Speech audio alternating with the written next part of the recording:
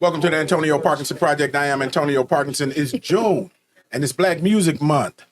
And this month, we're talking about Black music and everyone behind it, all of those that movers and shakers that make it happen. So don't go anywhere. We'll be right back. We got the legend in the building. Her name is Johnnie Walker. Don't go anywhere. Hit that subscribe button. You're watching the Antonio Parkinson Project.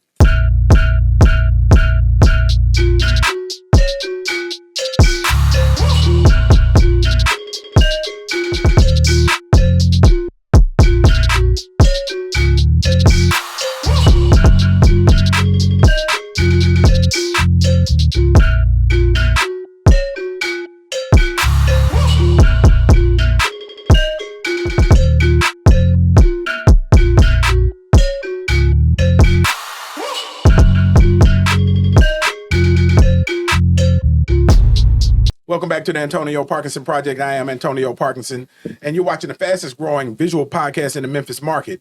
It's June. June is Black Music Month. All month long, we are celebrating those winners that create the winners behind Black music, and we are extremely proud of them. This is a great show, and for those of y'all that are on Instagram, on our Instagram Live, Hood View. shout out. You know, those of y'all that are watching on Instagram Live, y'all get all of the in-between, stuff. So, all the conversations, so we never stop. Make sure you send in your comments because we will read your comments on air. And look, she is the first female senior vice president of promotions at Def Jam Records. Come on now. She's the head of Black music at DreamWorks Records. Come on now. All of this, Come on now. She is incredibly influential in the launch of artists Redman, Method Man, Ashanti, who spent the block, Foxy Brown. Who else? She co-produced the Nutty Professor, Rush Hour 1 and 2 soundtracks, and she was the head of the Memphis and Shelby County Music Commission. Give it up for Johnnie Walker in the building. It's nothing they want me to say. I ain't said everything because there's a whole lot more. Well, you did pretty good. You did pretty good. I am incredibly honored to have you on the show. And we go back. I was such a groupie for Johnnie Walker. I used to follow her everywhere. Because she was who and where you wanted to be in the music business, right? Coming up. And so wherever she was, I would try to show my ass up, right? No matter if it was Palm Springs, Miami, wherever we had to be, wherever she was, I would be. Am I lying? No. Am I lying? No. You there. And I did allude to my Gabrielle Union fumble. So let me give y'all this. So we were in Palm Springs. Def Jam was having a pool party. And to launch was it Nutty Professor soundtrack? I have no idea. Or the Brothers. Okay. Because it had Gabrielle Union and Morris Chestnut. What movie was that? Anybody know? Big Sue? Gabrielle Union. It was Gabrielle Union's first movie, one of her first movies. But anyway, we were all poolside. What did we have? The soundtrack? Montel Jordan was performing at it. So what soundtrack was it? This is how we do it. It could have been any. All right, so any. So anyway, we're poolside, right? Gabrielle Union, she's sitting at the table right next to me. Her and Morris Chestnut and whoever else was in the movie, and she gets up and goes to the bathroom, and I just happen to have to use the bathroom too. And so I go in there, go to the bathroom, go out, and then she's coming back, I'm coming back, and I actually hold her hand and I'm talking to her and said, how you doing? This, that, and other. And then I looked her in her face. And her skin was so flawless, Big Sue. I'm a tag Gabrielle. And I didn't know what to say, so I just asked something stupid. Do you do music videos? That was it. She's like, that's insulting, baby. It's okay, And I was just, look, hey, Johnny. I just walked on back with my head down. You're watching the Antonio Parkinson Project. But she was so sweet and so Midwest, gorgeous, so beautiful, right? And but she did give me those 30 seconds, and she was very kind about it. But that's what a beautiful Black woman will do for you, you know. But I did fumble the bag. Well, I did fumble the bag. So sad. Yeah. And so Johnny, also, I do want to mention, we were at the then it was the Adams Mark Hotel. And you, I don't know if you remember this or not. And we were in the parking lot. Okay. And you were about to leave, and I said, "Hey, Johnnie Walker," I said, "You need to come back to Memphis." Oh, that should have been the day that I shot you. Right. And I said, because at the time I was on the Memphis and Shelby County Music Commission. I was on the Music Commission. I said, Johnnie Walker, I do remember I want to bring that, you by back. the way. We need to bring you back to Memphis so you can run the Music Commission. Right. And look, hey, Kojak, and she's still here today. Yeah. But I thank God for her because, you know, although we fought some wars, we fought some battles. Definitely fought a few battles. Yeah, we fought a few battles. Yeah. Man, that's what me and Kirk Clayton was talking about in the last show. Yeah. Right. Fighting them fights. But so walk us through, how did it all start for you? From Grenada, Mississippi. How much time do we have? We got how much time you need, baby. Right. Well, long story short, I like to say everything from Dolly Parton to Foxy Brown. We started out in country music. I was a country music DJ, and it was just that, like what Big Sue was talking about a minute ago, it's just that love and passion for what you do. I wanted to be in radio. No opportunities to do radio in a little small town like Grenada, but they did have a country radio station there. So I just kept going, kept knocking on the door. My dad used to always tell, because they always going to tell you no. And I would always say, well, they're not hiring me because I'm black, or they're not hiring me because I'm a woman. And my dad would always tell me, every time they tell you no, it's just 2 letters. Flip them. Then it's on. Then it's on. Go back. Go back. You go back. It's on. So I would go back, and eventually they hired me. So it just kind of pivoted into me finally getting on the air, which was a challenge, but it did happen. But I think what was a pivot for me at that radio station was trying to get him to let me play black music on his precious country radio station, which he did not want to do. Yeah. But, it happened. We eventually got on. He put me on 10 o'clock at night on the country station because I was doing. But I was doing the midday. Okay. I was doing the country, but I just wanted to play black music. Right. And I kept begging and kept begging. So who was you playing? Charlie Pride? Who was you playing? What did I tell you? Dolly Parton. But I thought you said black music. Dolly Parton was the big artist. Right. Okay. But at the black music, I met Michael Jackson. Come on, man. Oh, okay. I wanted to play R&B. On the country station. On the country station. Okay. And that was the thing. He's like, you're losing your mind. Johnnie Walker. That is so Johnnie Walker. Right. Yeah. So he, the good thing about it is, like I said, my dad, it's on. And I just kept going back. And so he put me on at 10 o'clock at night. I'm going to say this. He was saying, he looked at me the day when we started, and he says, we're going to put you on at 10 o'clock at night if they come and burn the damn station down. We ain't got a full day of programming and sales, man. But the cool thing is we went on at 10 o'clock, and it grew. He came in, we got to move this down to 8 o'clock, because he was making money. Yeah. And eventually, that program went down to 6 in the evening. So we was on a country radio station playing black music, 6 to midnight. Wow, man. Yeah, wow. every day. Wow. And that's such a Johnnie Walker story. Oh yeah. Right. Oh yeah. We just pushed until we got it, and then I wanted to work in black radio, which is how I got to Memphis. Right. I always tell people the funny part of that is I was making more money at the country station. Wow. In Memphis. Yeah, but bigger audience. I have a bigger audience. It was an opportunity to do what I wanted to do because I wanted to be on the black side of things. Right. I just really wanted to be at a black radio station. Magic 101. Magic it's 101. B101 now. Yeah. Miss Walker, I have a question real quick. Would you reference country when the first thing that you played on the air radio? What do you think about the state now with black people making a presence in the country music? Well, don't let me say Beyonce was the first because that would start a war. But I mean, because you wanted to play black music, now country is black music is part of country, which is different from then. So what do you think about that? Well, I mean, I want to be sure that I understand your question, but I mean, we've been in it all the time. Yeah. We just weren't accepted in it. You're watching the Antonio Parkinson Project.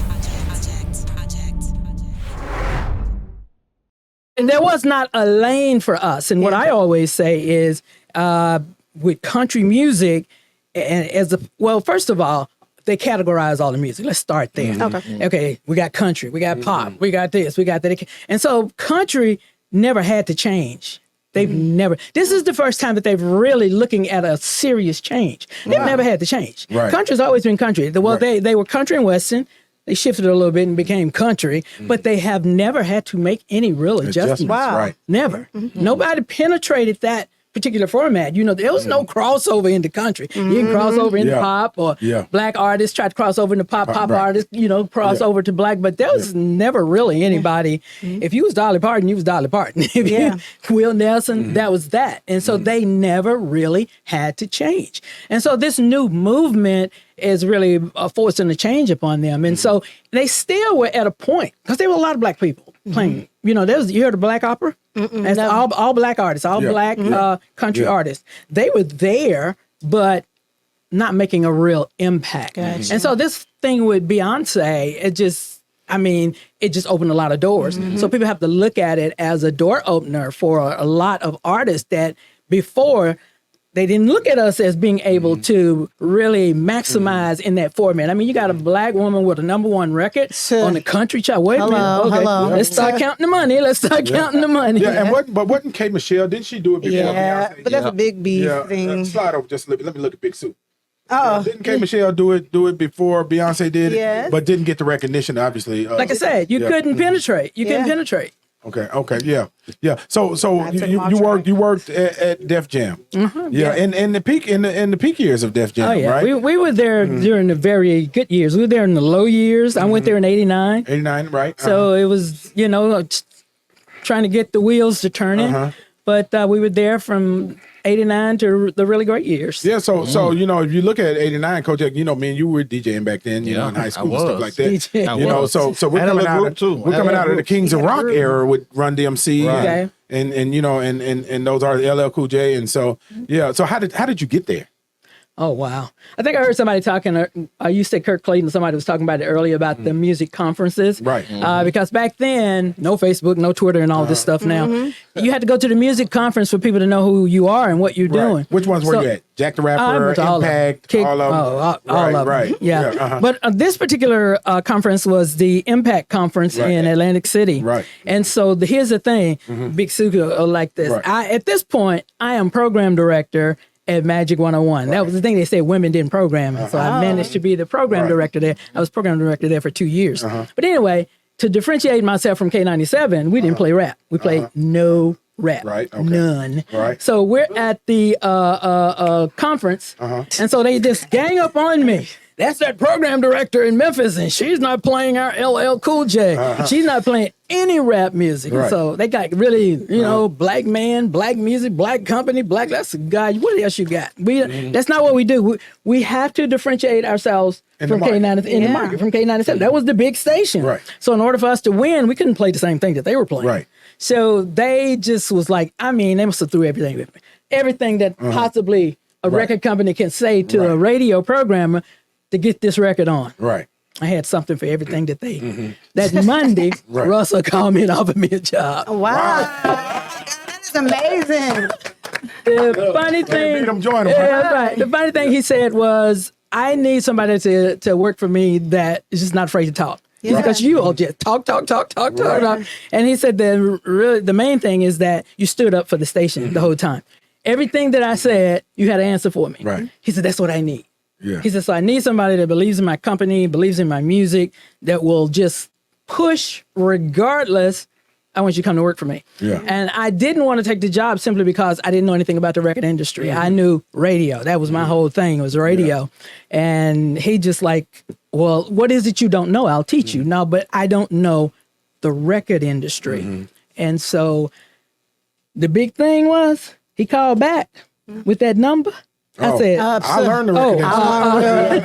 I learned a real quick. Right. And you want me to do what now? So I think what worked for me those years, and like I said, I knew radio, and I knew I could put that copy up in front of me, and I could say anything. So I always would write down what I was going to say, and I would call the radio stations, and it's like I was reading copy. But it worked for me. Yeah. So it just, and I think the other thing was Def Jam was just at that time, I had access to Russell. You know what I mean? So if I had an idea, it wasn't like I just had an idea. I could actually get my idea to the person that could make it happen. And so I was always utilizing what I knew about radio. I said, so all you guys know is to call them and say, get the record on. Right. Call them and say, play my record. Right. I knew radio strategy. Right. Yeah, I knew how to take the record and not so necessarily play my record, I used to have a saying that I would say, if I on my answering machine, I would say, "Call me back. Let me help you win." I would always, that was my lingo. Cold-blooded. Yeah, cold. Yeah. You want to win? Yeah, cold. You want to win? Hey, I had one time, we had a radio station, we had Jay-Z, and Jay-Z was doing a big concert or something like that for one of the stations. And so the other radio station was just like, oh, they're to strong arm me because you got Jay-Z over here and we didn't get Jay-Z. Right. So I bounced up in there. I'm like, okay, I got this.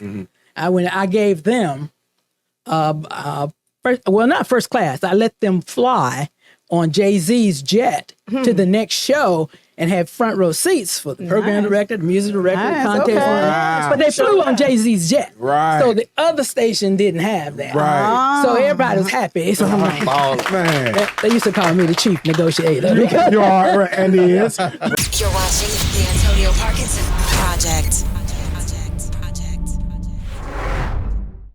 it was a lot of things. Because the thing about Def Jam, it was never any one thing. We had LL Cool J was shooting Deep Blue Sea, and V103 wanted him to come do their Sister Circle. Right. There's no way for him to do Sister Circle and stay on the set, and everybody's happy. Oh, but there is a way. Of course, There's Johnnie a way. Walker. There's a way. Right. If I can get What a was the private way? jet, and pick him up from the set, fly him to Atlanta, he Right. does Sister Circle, Right. put him back on the jet. Right. He'll be on the set on time. He won't get fined. Everybody's happy. Of course, Right. private jet's a little expensive, but Right. I still win. Southeast. Yeah. V103 feeds into everybody in the South. So if I can get LL Cool J to V103, let him lick his lips, take a few pictures. Everybody's happy. And the only thing is to get him to say yes. And his thing was, I just need to be at a hotel where I can work out. So you send the limousine, pick him up. He's on the set, Deep Blue Sea, gets on the plane, comes to Atlanta, does V103. He takes the pictures, he smiles, he's Licks his happy, lips. licks his lips, sing a couple of songs, put him back in the car, back on the plane. He's not late on the set, and I am queen of the South. Southeast. Yeah. So Johnny, it's chess, not checkers, right? It's chess, right? That's right. You gotta always have a strategy. You gotta always have a strategy. Yeah. Can I say something also too? When you're telling your story that led to your big break with Def Jams, you stuck. One of the things I noticed about your story was you stuck to your gut, no matter what. Yeah, you went hard for the company, but a lot of times when you're in leadership, things outside can be noises and it make you want to try to pivot or change, and you didn't do that, and you stuck to what you knew and listened to your first self. But I do have a question. While you were in leadership and you were in your new role and you used your old role to kind of get ahead, did you ever second guess something big, or just have a second guess a moment in that new role?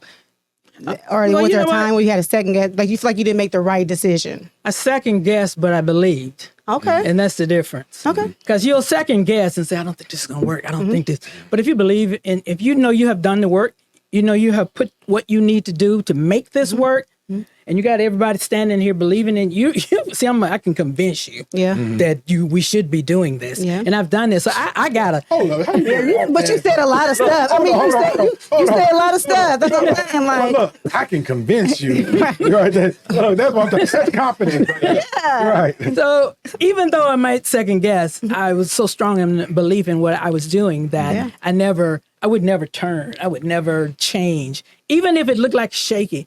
Probably a really shaky, you probably don't know this song. There was a group we had, a group called Moke and Steph. The song was called He's Mine. Yeah. They dropped it, threw it away, threw them away.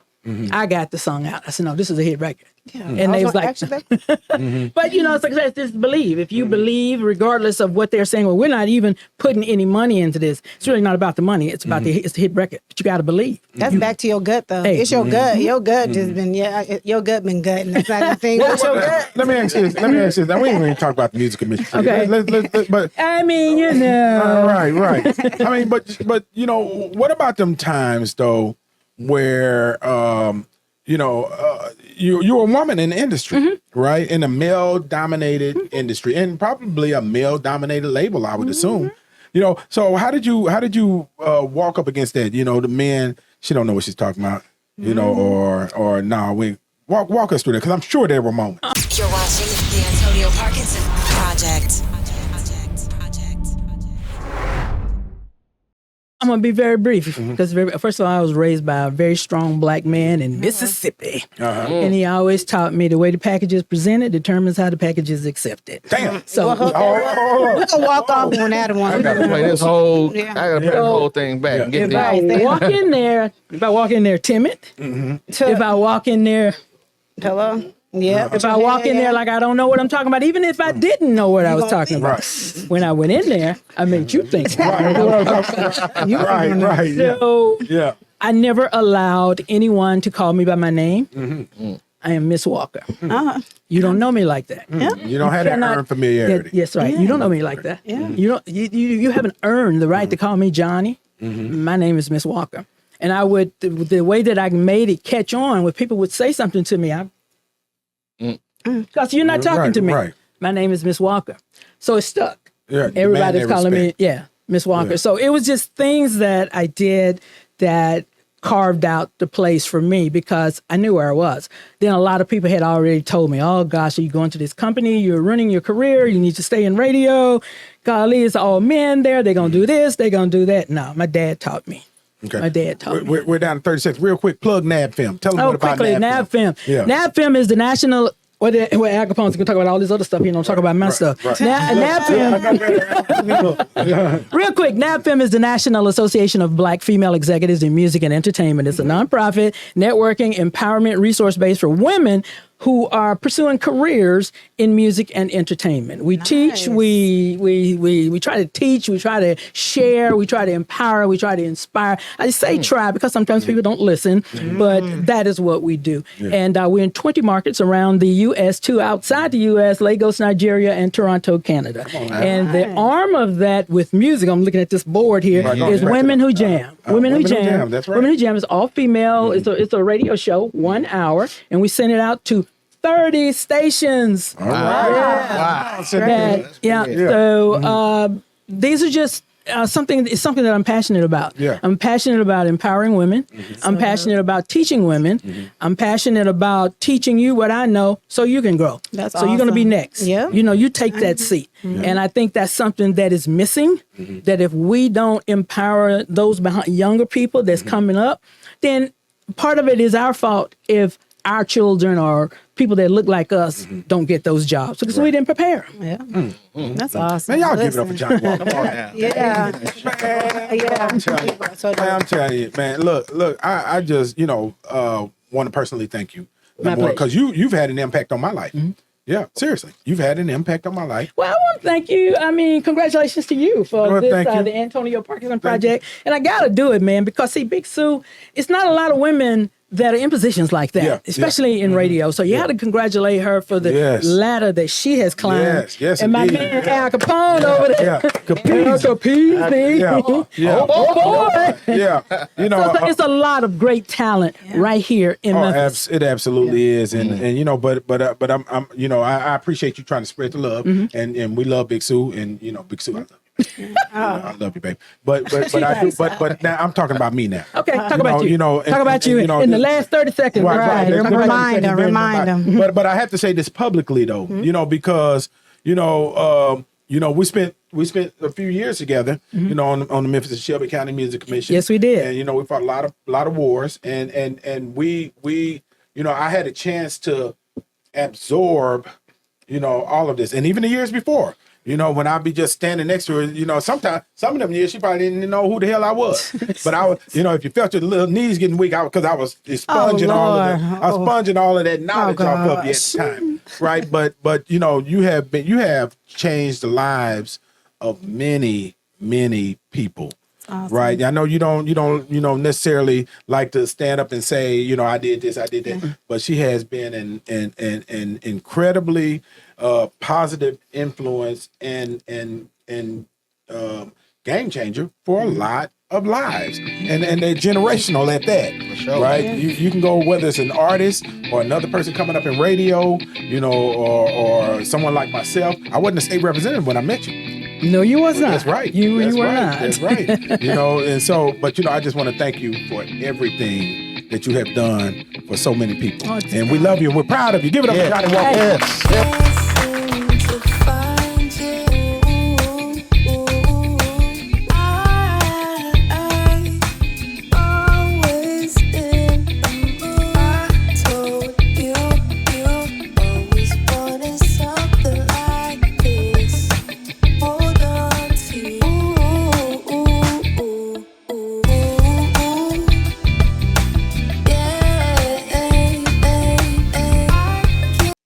Hey guys, what's up? It's Elise Neal. You are watching the Antonio Parkinson Project. Stay tuned. You're watching the Antonio Parkinson Project. Powered by Black Market Strategies.